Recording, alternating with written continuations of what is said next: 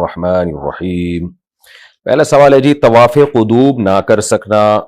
منصور صاحب سعودی عرب سے پوچھتے ہیں، ہم نے حج قران کی نیت کی، عمرہ کرنے کے بعد بس والے کی جلدی کی وجہ سے طواف قدوم نہیں کر سکے، کیا ہم طواف قدوم اور سعی عرفات کے بعد 10 ذی الحجہ کو کر سکتے ہیں؟ دیکھیں طواف قدوم وہ ہوتا ہے جب باہر سے کوئی شخص جاتا ہے مکہ تو جاتے ہی طواف کیا جاتا ہے، یہ طواف قدوم کہلاتا ہے۔ تو وہ اگر آپ نے چھوڑ دیا تو کوئی حرج نہیں ہے، اس کا جو ٹائم تھا وہ بھی ختم ہو گیا، کوئی اس سے دم وغیرہ واجب نہیں ہے۔ بیرون ممالک کی سپر مارکیٹ میں ملازمت کرنا، اچھا یہ تو ہو چکا ہے مسئلہ۔ ویب سائٹ کو مونیٹائز کروانا، پاکستان سے کسی نے پوچھا ہے جی، میں ویب سائٹ کو مونیٹائز کروا کے سیل کرتی ہوں اور ساتھ میں لوگوں کی ویب سائٹس کو گوگل سے اپروو بھی کرواتی ہوں، تو پوچھنا یہ ہے کہ اس میں کوئی قباحت تو نہیں ہے، کیونکہ مجھے نہیں پتا کہ وہ ویب سائٹ پر کس قسم کے اشتہارات چلائے گا، برائے مہربانی وضاحت فرما دیں۔ جائز ہے آپ کے لیے اس کو مونیٹائز کروانا اور گوگل سے اپروو کروانا، باقی اس میں کوئی غلط اشتہار چلاتا ہے تو چلانے والا اس کا ذمہ دار ہے، آپ کو انشاءاللہ گناہ نہیں ہوگا۔ اس پہ میں پوری ڈیٹیل سے یوٹیوب کی مونیٹائزیشن کروانا اور اس کی ارننگ کے متعلق میرا کلپ موجود ہے یوٹیوب پہ، اس میں دلائل سے جواب موجود ہے۔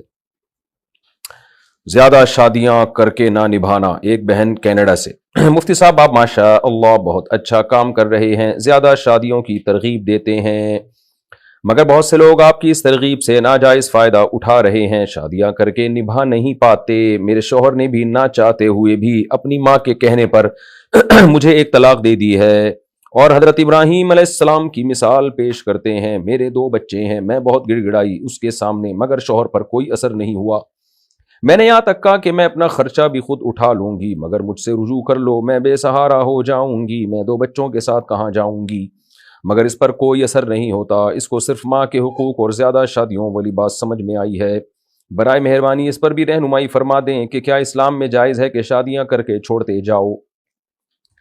دیکھیے آپ نے جو سوال پوچھا ہے یہ تو اب مجھے نہیں پتا آپ کے میاں کے کیا حالات ہیں، یہ تو جب تک دونوں طرف کی بات انسان نہ سن لے تو فیصلہ کرنا بہت مشکل ہوتا ہے کہ اس میں کون صحیح ہے کون غلط ہے۔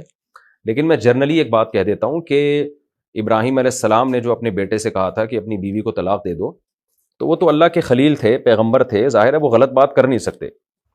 اس کی مثال ایسے جیسے امام احمد بن حنبل کے پاس ایک شخص آیا اور اس نے کہا کہ میرے والد کہتے ہیں کہ میں اپنی بیوی کو طلاق دے دوں، تو آپ کا کیا مشورہ ہے؟ امام احمد بن حنبل نے منع کیا کہ نہیں دو طلاق، اس نے حدیث کوٹ کی کہ حضرت عمر رضی اللہ عنہ نے تو جب اپنے بیٹے کو حکم دیا تھا کہ اپنی بیوی کو طلاق دے دو تو نبی صلی اللہ علیہ وسلم نے فرمایا تھا اطیع اباکا، کہ اپنے باپ کی بات مانو، تو نبی تو گویا کہہ رہے ہیں کہ بھئی باپ کی بات مانو، اور امام احمد آپ کہہ رہے ہیں کہ مت مانو۔ تو امام احمد بن حنبل نے بڑا اچھا جواب دیا، فرمایا حل ابو کا مثل عمر، کیا تمہارے ابا بھی عمر جیسے ہیں؟ یعنی وہ تو عمر تھے نا، تو ان کے بارے میں تو یقین تھا کہ وہ غلط آرڈر نہیں دے رہے کہ تمہارے ابا بھی نبی یعنی عمر جیسے ہیں، کیا تمہارے ابا کے بارے میں کیا پتا کہ وہ صحیح آرڈر دے رہے ہیں کہ غلط آرڈر دے رہے ہیں؟ تو اس لیے ماں باپ اگر کہیں نا کہ بیوی کو چھوڑ دو تو اس میں کچھ تفصیل ہے، ایسے ایک دم جلد بازی نہ کریں چھوڑنے میں، اس کی پہلے تفصیل میں جائیں کہ کیوں کہہ رہے ہیں، کسی اہل علم سے مشورہ کر لیں، تو بعض دفعہ ماں باپ صحیح کہہ رہے ہوتے ہیں، واقعی وہ ایسا معاملہ ہوتا ہے بیوی کے ساتھ کہ وہ بہت زیادہ نقصان کا ذریعہ بن رہی ہوتی ہے یا شوہر کے ماں باپ کے ساتھ بہت زیادہ بدتمیزی کر رہی ہوتی ہے، تو ایسی صورت میں تو اگر ماں باپ کہیں تو پھر حدیث کے مطابق ماں باپ کی اطاعت کر لینی چاہیے، لیکن تھوڑی بہت اونچ نیچ تو ہر گھر میں ہوتی ہے، اور بعض دفعہ ماں باپ ہی بدتمیزی کر رہے ہوتے ہیں بہو کے ساتھ، جس کا وہ آگے سے رپلائی کر رہی ہوتی ہے، غلطی یعنی پہل ماں باپ کی طرف سے ہوتی ہے، ظلم میں پہل ان کی طرف سے ہوتی ہے، تو اس لیے یعنی ماں باپ اگر کسی کو حکم دے نا بہو چھوڑ دو تو کسی صاحب علم سے پورے اپنے حالات بتا کے مشورہ لینا چاہیے، میں مردوں کی بات کر رہا ہوں، مردوں کو چاہیے کہ وہ مشورہ لیں، ایسے ایک دم نہ چھوڑ دیں، ایک بات تو یہ۔ دوسری بات یہ ہے کہ ابراہیم علیہ السلام کا جو دور تھا یا ہمارے پیغمبر صلی اللہ علیہ وسلم کا جو دور تھا، اس میں طلاق کے بعد عورت بے یار و مددگار نہیں ہو جاتی تھی، بلکہ طلاق کے بعد دھڑ دھڑ عورت کے پہلے سے زیادہ اچھے رشتے آنا شروع ہو جاتے تھے، اس کا بھی امکان ہوتا تھا۔ ہماری سوسائٹی میں تو آپ جب کسی لڑکی کو طلاق دیتے ہیں وہ تو بیچاری کہیں کی بھی نہیں رہتی، کیونکہ رشتے ویسے ہی نہیں ہو رہے آج کل لڑکیوں کے، اور میں جو کہتا ہوں کہ مارکیٹ میں اچھے رشتے ہی شارٹ ہیں، تو وہ تو بیچاری کہیں کی بھی نہیں رہتی، تو اس کو اتنا بڑا اس کے لیے ایک دھچکا لگتا ہے کہ انسان کو ترس آتا ہے، تو ایسے موقع پہ تو ماں باپ کے کہنے پر طلاق میں جلدی کرنا کہ صرف اس بیس پر کہ میرے ماں باپ کہہ رہے ہیں، یہ سامنے والی جو بیوی ہے اس کے لیے بہت زیادہ خطرناک حالات ہو جاتے ہیں. تو انسان کو سوچنا چاہیے کہ میں اپنی بہن اپنی بیٹی کو سامنے رکھ کے سوچے کہ اگر ہم اس طرح باپ یا ماں کے کہنے پر بیویوں کو طلاقیں دینا شروع کر دیں تو کل ہماری بیٹیوں کو ہماری بہنوں کو بھی کوئی طلاق دے سکتا ہے، ہمارا بہنوں بھی دے سکتا ہے اپنی ماں کے کہنے پر. تو کیا حال ہوگا ہمارا؟ تو صحابہ کے دور میں اور ابراہیم علیہ السلام کے دور میں طلاق کوئی اتنی معیوب نہیں تھی، اس کے سائیڈ افیکٹ اتنے نہیں تھے. اس زمانے میں اس کے سائیڈ افیکٹ بہت زیادہ ہیں. تو حدیث میں آتے ہیں نا، جو دوسروں کے لیے پسند کرتے ہو وہی اپنے لیے بھی پسند کرو. تو جیسے آپ چاہتے ہیں کہ آپ کی بہن یا آپ کی بیٹیوں کا گھر بسا رہے، تو آپ دوسرے کی بہن دوسرے کی بیٹی کا گھر بھی بسا کے رکھیں، اس میں جلد بازی نہ کریں. تو یہ تو ایک اصولی میں نے جواب دیا. باقی آپ کے حالات کیا ہیں، آپ کے شوہر صحیح ہیں غلط ہیں، یہ تو ظاہر ہے میں نہیں دونوں طرف کی پوری لمبی چوڑی تفصیل سن کے آدمی کچھ نتیجہ اخذ کر سکتا ہے. جنرلی میں نے ایک بات کر دی ہے. رہی بات دوسری شادی کی، تو جس آدمی کا دوسری شادی کا ارادہ ہو اس کو تو ویسے ہی پہلی کو رکھنا چاہیے. وہ کیوں چھوڑ رہا ہے بھائی پہلی کو؟ الا یہ کہ کوئی بہت ہی کوئی خطرناک حالات ہو جائیں تو اس میں یہ کہ چھوڑ کے کرنا تو ظاہر ہے پسندیدہ کام نہیں ہے. چھوڑنے کی کوئی معقول ریزن ہونی چاہیے. تو اس لیے میں مشورہ ہی دے سکتا ہوں آپ کے شوہر کو کہ وہ یہ کام نہ کریں بھائی. اور ویسے بھی آپ برداشت کریں اللہ کے لیے. امام احمد بن حنبل ہی کا واقعہ ہے، کوئی شخص آیا اور اس نے کہا کہ میں اپنی بیوی کو طلاق دینا چاہتا ہوں. انہوں نے پوچھا وجہ کیا ہے؟ فرمایا مجھے محبت نہیں ہے. تو امام احمد نے فرمایا کہ کیا ہر گھر میں میاں بیوی میں محبت ہی ہوتی ہے کیا؟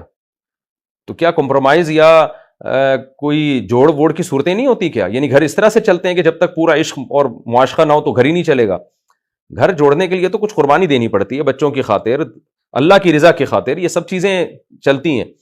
اور نبی صلی اللہ علیہ وسلم کی حدیث ہے ان المرأۃ خلقت من ضلع، کہ اللہ نے عورت کو ٹیڑھی پسلی سے پیدا کیا ہے. تو اگر تم اس کو مکمل سیدھا کرنے لگ جاؤ گے تو سوائے طلاق کے کچھ بھی حاصل نہیں ہوگا. پھر کہیں اور شادی کرو گے اس میں کوئی اور عیب ہوگا، کہیں اور شادی کرو گے اس میں کوئی کچھ اور عیب ہوگا. تو اس حدیث میں، صحیح حدیث میں، نبی صلی اللہ علیہ وسلم نے ترغیب دی ہے کہ بیوی کی کچھ نہ کچھ خامیاں برداشت کر کے ہی گھر چلا سکتے ہو. اگر تم یہ چاہو گے کہ 100% مجھے بالکل خط مستقیم کی طرح سیدھی بیوی مل جائے، تو ایسا تو آج کل آدمی نہیں ہے بھائی، بیوی کہاں سے ملے گی؟ تو اس طرح اس لیے مرد کو چاہیے اپنا ظرف تھوڑا بڑا رکھے اور طلاق میں جلد بازی ہرگز نہ کرے. تو میں یہی نصیحت کر سکتا ہوں آپ کے شوہر کو کہ وہ یہ کام میں جلد بازی نہ کریں اور اللہ کی خاطر برداشت کر لیں تو زیادہ اچھا ہے. باقی پورے حالات ظاہر ہے مجھے معلوم نہیں ہے. اور اگر دوسری شادی کسی نے کرنی ہے تو شریعت میں واضح حکم ہے کہ دونوں کے برابر حقوق ہیں اور وہ آپ کو ادا کرنے پڑیں گے. اگر دونوں کے آپ برابر حقوق ادا نہیں کرتے تو پھر اسلام کے 4 شادیوں والے فلسفے کا سہارا لے کر کسی عورت کے ساتھ ظلم کرنا، گھر اجاڑنا، یہ پھر اسلام کے ساتھ ایک قسم کا مذاق ہے. یہ لوڈو اور تاش کا حکم. عبد الحادی صاحب پاکستان سے پوچھتے ہیں لوڈو کھیلنا جائز ہے یا ناجائز، اور تاش اگر بغیر جوئے کے کھیلا جائے تو اس کا بھی حکم بتا دیں، برائے مہربانی وضاحت فرما دیں. لوڈو کھیلنا تو بالکل جائز ہے، اس میں تو ہنسی مذاق ہی ہے اور کچھ بھی نہیں ہے. باقی تاش کھیلنا یہ جائز ہے مگر سخت مکروہ کام ہے اگر جوئے کے بغیر کھیلا جائے. جوئے کے ساتھ کھیلا جائے تو پھر تو حرام ہے، جوئے کے بغیر بھی کھیلا جائے تو یہ کچھ لگتا نہیں ہے کوئی شریف لوگوں کا کام. یہ تو عجیب صحیح لگ رہا ہوتا ہے انسان اس میں. نبی صلی اللہ علیہ وسلم نے غیر مسلموں کی مشابہت سے بھی منع کیا. اسی سے علماء نے استدلال کیا ہے کہ فساق و فجار کی بھی مشابہت سے بچنا چاہیے. ٹائم بچانے کی چیز ہے، ضائع کرنے کی چیز تھوڑی ہے. تاش میں گھنٹوں لگ جاتے ہیں، تو بھائی آپ کیوں اپنے وقت کو ضائع کر رہے ہیں؟ تو بہرحال اگر کوئی جوئے کے بغیر کھیلتا ہے تو حرام نہیں ہے، لیکن یہ کہ ناپسندیدہ اور بری چیز ہے، اس سے اجتناب کرنا چاہیے. بچوں کو بھی روکنا چاہیے، کوئی ڈھنگ کے کام کریں بچے، تاش واش نہ کھیلیں. بیرون ممالک مورگیج پر گھر لینا. انعم صاحبہ پاکستان سے پوچھتی ہیں میرے شوہر آئرلینڈ میں ہے، رینٹ پر گھر لینا بہت مشکل ہوتا ہے، ایک گھر کے لیے بہت زیادہ درخواستیں آئی ہوئی ہوتی ہیں، کیا وہاں مورگیج پر گھر لے سکتے ہیں؟ برائے مہربانی رہنمائی فرما دیں. فتویٰ تو یہی ہے کہ نہیں لے سکتے. اگر کوئی شخص کرائے پہ رہ سکتا ہے تو گھر انسان کی ضرورت ہے، اس میں تو دو رائے نہیں ہو سکتی، لیکن ذاتی گھر ضرورت نہیں ہے. کرائے پہ بھی آپ رہ سکتے ہو تو گھر کی ضرورت پوری ہو گئی ہے آپ کی، تو پھر اس کے لیے سودی لین دین کرنا کہاں سے جائز ہو گیا؟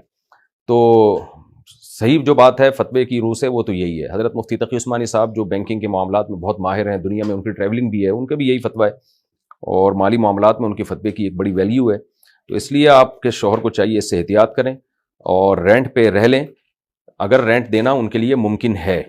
ظاہر ہے جو سود کی قسطیں دے سکتا ہے رینٹ بھی دے سکتا ہے. تو کوشش کریں کہ ان ممالک میں اسلامک بینکنگ کو پروموٹ کرنے کی کوشش کریں. جب بہت سارے مسلمان اسلامک فائنینسنگ کی طرف آئیں گے تو گورے خود یہ کام شروع کر دیں گے. جس چیز کی سوسائٹی میں ڈیمانڈ ہوتی ہے، طلب ہوتی ہے، تو وہ چیز پیدا بھی ہو جاتی ہے. اب چونکہ مسلمانوں نے وہاں مورگیج پہ گھر لینا شروع کر دیا سود پہ، تو اب گوروں کی توجہ اس طرف جاتی نہیں ہے. جب گوروں کو پتہ چلے گا کہ بھئی مسلمان سودی لین دین نہیں کرتے تو وہ خود آئیں گے، گورے اسلامک بینکنگ کی طرف آئیں گے. اور آ چکے ہیں بہت سے کنٹریز میں گورے کیا کرتے ہیں کہ وہ مسلمانوں کے لیے پیکیج ہی ایسا بناتے ہیں جو اسلامک شرعی لحاظ سے ٹھیک ہو.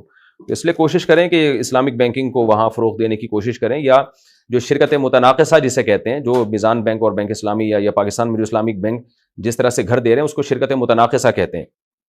تو شرکت متناقصہ کی بیس پر کوئی کمپنی وجود میں آ جائے جو لوگوں کو شرکت متناقصہ کی بیس پہ گھر دینا شروع کر دو، تو ایسا کر لیا جائے تو صحیح ہے. یہ واشنگ مشین میں کپڑوں کی دھلائی. نعیم کوجر USA سے، ہماری مشین کپڑوں کو دو مرتبہ دھوتی ہے، ایک مرتبہ لیکوڈ یا سرف کے ساتھ اور دوسری مرتبہ پانی کے ساتھ. میں ناپاک کپڑوں کو اس طرح 2 مرتبہ دھو لیتا ہوں تو کیا کپڑے پاک ہو جائیں گے؟ نہیں ہوں گے، کم سے کم 3 دفعہ دھونا ضروری ہے. تو ان کو پانی بھریں، پھر ایک دفعہ پورا پانی نکالیں، پھر بھریں، پھر دوسری دفعہ پانی پورا نکالیں اچھی طرح رگڑ کے کپڑوں کو، اس کے بعد تیسری دفعہ نکالیں. تو 2 دفعہ تو یہ عمل ہو ہی رہا ہے، ایک اور دفعہ کرتے ہیں، اس میں کیا جا رہا ہے؟ دوبارہ پانی کھولیں، وہ پانی آ جائے گا.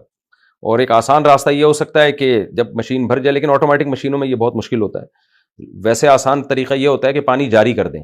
جب 2 دفعہ کپڑے اچھی طرح دھل گئے، آپ کو غالب گمان ہو گیا کہ اس سے نجاست کے اثرات نکل گئے ہیں، تو پانی بہا دیں. بہانے کا مطلب پانی ڈالیں، مشین میں بھر جائے اور پائپ سے نیچے بہنا شروع ہو جائے، یعنی ایک طرف سے پانی آ رہا ہو مشین میں کپڑوں میں اور دوسری طرف سے پانی نکل رہا ہو. تو یہ عمل تھوڑی دیر تک کریں گے تو کپڑے انشاءاللہ بالکل پاک ہو جائیں گے. انشورنس کمپنی میں جاب کرنا. میں انشورنس کمپنی میں کلیمز ڈپارٹمنٹ میں جاب کرتا ہوں، کیا یہ جاب جائز ہے؟ اور اگر جائز نہیں تو فوراً جاب چھوڑ دینی چاہیے یا دوسری جاب ملنے کا انتظار کر سکتا ہوں؟ کمپنی کا نام جوبلی لائف انشورنس ہے. دیکھیں، لائف انشورنس تو بالکل حرام ناجائز ہے، اور اس میں کلیم ڈپارٹمنٹ میں آپ ہیں تو کلیمز کا مطلب بھی یہی ہوتا ہے کہ آپ تو خود لوگوں سے جو غرر کے طور پر جو پیسہ ہے وہ وصول کریں گے آپ، تو یا سود وصول کریں گے آپ لوگوں سے. تو کیونکہ انشورنس کمپنی سے جو معاملات ہوتے ہیں غرر کی وجہ سے فاسد ہوتے ہیں. غرر کا مطلب کہ لوگ کیا کر رہے ہیں کہ جی فلاں کا انتقال ہو گیا تو اتنے پیسے آپ کو مل جائیں گے، انتقال نہیں ہوا تو پھر کمپنی آپ سے ہر مہینے جو پیسے لے رہی ہے وہ کمپنی کے ہو جائیں گے. بعض دفعہ کمپنی اصل چیز لوٹا بھی دیتی ہے، لیکن جو اس کے عوض میں آپ کو جو کمپنی سے منافع مل رہا ہے وہ اس میں تو غرر، بہرحال غرر کہتے ہیں کہ غیر یقینی چیز. تو اس لیے بہرحال انشورنس کمپنی میں یہ والے جو آپ جس ڈپارٹمنٹ میں جاب کرتے ہیں یہ ناجائز ہے. رہا یہ مسئلہ کہ جی جاب فوراً چھوڑ دینی چاہیے یا دوسری جاب ملنے کا انتظار کر سکتا ہوں، دیکھیں شریعت کا اصول تو یہی کہ حرام فوراً چھوڑ دیں. آپ جو فتویٰ ہے وہ تو یہی ہے. باقی یہ کہ آپ فوراً چھوڑنے کے سائیڈ افیکٹ کیا ہوں گے، آپ روڈ پہ آ جائیں گے تو ایسا نہ ہو کہ اس سے زیادہ بڑے حرام میں پڑ جائیں آپ، پتہ چلا بندوق خرید کے لوگوں سے پیسے چھیننا شروع کر دیے یا اور کوئی بڑے جرم میں پڑ گئے، تو وہ آپ جانیں، اللہ میاں جانے. مفتی کا کام تو شرعی مسئلہ بتا دینا ہوتا ہے، کون کتنا مجبور ہے اور آپ کو کسی بڑی آفت میں پڑنے کا خطرہ ہے، اس سے یہ خطرہ ہے کہ کسی اس سے بھی بڑے گناہ میں نہ پڑ جائیں، تو وہ آپ جانیں، اللہ میاں جانے بھائی. تو اس لیے بس کوشش کریں ہر جلد سے جلد کو جاب چینج کرنے کی. سورج کا مغرب سے نکلنا. سید بلال اشرف، لکھنؤ انڈیا سے. سورج جب مغرب سے نکلے گا تب کن لوگوں کی توبہ قبول نہیں ہوگی؟ مسلمانوں کی یا غیر مسلموں کی؟ دونوں کی توبہ قبول نہیں ہوگی. قرآن میں یہ لفظ یہ بالکل واضح ہے کہ یوم یاتی بعض آیات ربک لا ينفع نفسا ایمانها لم تکن آمنت من قبل او کسبت فی ایمانها خیرا. یہ قرآن کے الفاظ ہیں کہ جب اللہ اپنی ایک بڑی نشانی دکھا دے گا، اور حدیثوں میں آتا ہے سورج کا مغرب سے نکلنا اس سے مراد ہے، مفسرین نے بھی اسی کی وہ کی ہے. تو قرآن کے الفاظ یہ ہیں کہ پھر جو ابھی تک ایمان نہیں لایا اس کا ایمان لانا بھی قبول نہیں ہوگا، یا جس نے پہلے سے ایمان لایا تھا اور اس ایمان میں خیر کے کام نہیں کیے اس نے، تو اب اس کا توبہ کرنا بھی قبول نہیں ہوگا. تو اس لیے اللہ میاں نے تو صاف طور پہ بتا دیا ہے کہ سورج جب مغرب سے نکلے گا اور یہ بڑی نشانی جب ظاہر ہوگی تو نہ غیر مسلم کی توبہ قبول ہوگی، اور جو مسلمان کسی کبیرہ گناہ میں مبتلا تھا تو اب وہ نشانی دیکھنے کے بعد اگر کبیرہ گناہ سے توبہ کرتا ہے تو اس کی توبہ قبول نہیں ہوگی، وہ مرتکب کبیرہ ہی سمجھا جائے گا، یہی سمجھا جائے گا کہ یہ کبیرہ کرتا رہا ہے. تو اللہ ہم سب کو سچی توبہ کی توفیق دے. حجاب کے تقاضے. عمران صاحب لندن سے پوچھتے ہیں یہاں لندن میں حجاب کا عجیب فیشن نکلا ہوا ہے کہ سر پر تو حجاب لیا ہوتا ہے، نیچے کپڑے انگریزوں کی طرح بہت چست پہنے ہوئے ہوتے ہیں، رہنمائی فرما دیں کیا اس طرح حجاب کے تقاضے پورے ہو جاتے ہیں؟ بالکل پورے نہیں ہوتے۔ رسول اللہ صلی اللہ علیہ وسلم نے فرمایا کہ صنفانی لم ارہما، کہ دو قسم کے لوگ ایسے ہیں جن کو میں نے نہیں دیکھا، وہ قرب قیامت میں ہوں گے، ایک ظالم حکمران اور دوسرا آپ نے فرمایا کاسیاتن عاریاتن، وہ عورتیں جو لباس پہننے کے باوجود برہنہ شمار ہوں گی، یعنی لباس پہنی بھی ہوں گی لیکن اللہ کے دفتر میں یہی لکھا جائے گا کہ برہنہ گھوم رہی ہیں۔ تو علماء نے اس حدیث کی تفسیر میں لکھا ہے کہ اس سے وہ عورتیں مراد ہیں جو کپڑے تو پہنیں گی لیکن وہ اتنے چست کپڑے ہوں گے کہ جسم کے ابھار اور زیادہ نمایاں ہو رہے ہوں گے اس سے، یعنی اور زیادہ اٹریکشن کا ذریعہ بن رہے ہوں گے، بے حیائی کا ذریعہ بن رہے ہوں گے، یا وہ اتنے باریک ہوں گے کہ اندر کی اسکن اس سے نظر آ رہی ہوگی۔ تو اس لیے آپ صلی اللہ علیہ وسلم نے ایسی عورتوں کو بھی برہنہ ہی شمار کیا۔ آپ نے فرمایا قرب قیامت میں ایسی عورتیں پیدا ہوں گی اور وہ جنت کی خوشبو بھی نہیں پائیں گی۔ وَإِنَّ رِيحَهَا لَيُوجَدُ مِن مَسِيرَةِ كَذَا وَكَذَا، فرمایا حالانکہ جنت کی خوشبو تو بہت دور سے محسوس ہونا شروع ہو جائے گی لیکن اللہ ان کو جنت سے اتنا دور رکھے گا کہ ان کو جنت کی خوشبو بھی نہ آئے۔ خواتین کو اس کا خیال کرنا چاہیے، اگر آپ نے کچھ نیچے پہنا ہوئی ہے تنگ تو اوپر عبایا لے لیں تاکہ جسم کے جو اس طرح کے خد و خال ہیں وہ مردوں کے سامنے ظاہر نہ ہو۔ معذور بچوں کی دینی تربیت۔ ایک بہن امریکہ سے پوچھتی ہیں مفتی صاحب میری ایک چھوٹی بچی ذہنی طور پر معذور ہے، ہم اس کا بہت خیال رکھتے ہیں مگر رشتہ دار اور جان پہچان کے لوگ بہت باتیں بناتے ہیں، کوئی کہتا ہے یہ کبھی ٹھیک نہیں ہوگی، کوئی کہتا ہے فلاں درگاہ چلی جاؤ، کوئی کہتا ہے تم لوگوں نے کوئی گناہ کیا ہوگا، لوگوں کی باتوں کی وجہ سے بہت دکھ ہوتا ہے روتے ہوئے۔ اچھا یہ خاتون یعنی یہ بیچاری انہوں نے آڈیو بھیجی ہے نا تو یہ تو میں نے لکھوائی ہے، تو جس نے یہ کمپوز کیا وہ کہہ رہی خاتون نے روتے ہوئے یہ مسئلہ پوچھا ہے۔ بعض لوگوں نے تو ملنا جلنا چھوڑ دیا ہے کہ کہیں ان بچوں کو بھی بیماری نہ لگ جائے، میں تو اللہ سے نا امید نہیں ہوئی ہوں، دعائیں بھی بہت کرتی ہوں، ان بچوں کی ذہنی سمجھ بھی بہت کم ہوتی ہے، یہ دین پر عمل کرنے میں کس حد تک پابند ہیں؟ میری جیسی اور بہت سی مائیں ہیں جو اس مشکل سے دوچار ہیں، براہ مہربانی اویئرنیس پیدا کر کے کچھ ارشاد فرمائیں اس بارے میں۔ یہ تو جو لوگ تانے دے رہے ہیں یا آپ کو ملامت کر رہے ہیں وہ اپنے لیے جہنم کا سامان کر رہے ہیں۔ معذور بچے کو پالنا یہ تو جنت کا ایک کمانے کا ایک ذریعہ ہے۔ دیکھیں نبی صلی اللہ علیہ وسلم نے فرمایا یتیم کے سر پہ جس نے ہاتھ رکھا نا تو ہاتھ کے نیچے جتنے بال آئیں گے اتنی نیکی اللہ اس کو دیں گے، حالانکہ وہ اپنا یتیم نہیں ہے دوسرے کا یتیم ہے، یعنی جس عورت نے پالا یا کسی مرد نے پالا دوسرے کا یتیم تو اس کی یہ فضیلت ہے۔ تو اپنا بچہ جو کیونکہ یتیم بھی بیچارہ کمزور ہوتا ہے نا، اس کے باپ کا سایہ نہیں ہوتا، تو کمزوروں کو معذوروں کو پالنا یہ جنت کمانے کا ایک بہترین ذریعہ ہے۔